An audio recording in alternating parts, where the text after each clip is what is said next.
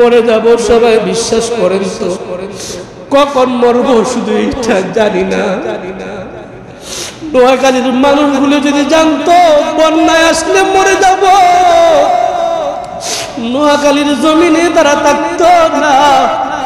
কত মায়ের লাশ, কত বাবার লাশ, কত সন্তানের লাশ নৌকা দিয়া বুড়া বানায়া ঘুরতেছে, টান জায়গা তারা পায় না। যুবক ভাই দুইটা পায়ে ধরি, বৃদ্ধ বাবারা দুইটা পায়ে ধরি, আল্লাহর হস্তে দুইটা পায়ে ধরি।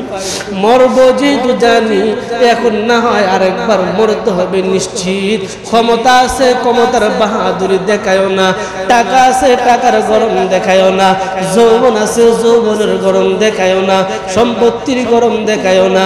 বিনয় হয়ে যাও। বাচ্চা আপনারা দেখছেন ভাইরাল হয়েছে, হয়তো বা 1 থেকে 1.5 বছর বয়স, পানিতে বাইসা আইসা দুইটা হাত বাসায় ডাকতেছে, কথা তো বলতে পারে না, আমাকে বাঁচা। অনেক মা নিজেদের শিশুদেরকে বাঁচাইতে গিয়া গামলাই কইরা, ভুলে কইরা, ডিশের মাঝে লইয়া কাপড় দিয়ে ফেসে বাসায় যেতেছে। অনেক মানুষ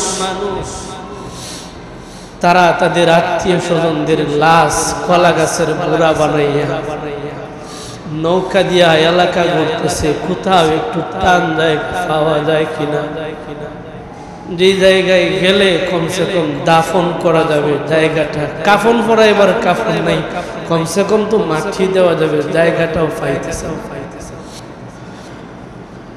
কি পরিস্থিতি চলছে সেই নোয়াখালীর, কি পরিস্থিতি চলছে ফেনীর, কি পরিস্থিতি চলছে কুমিল্লাবাসীর।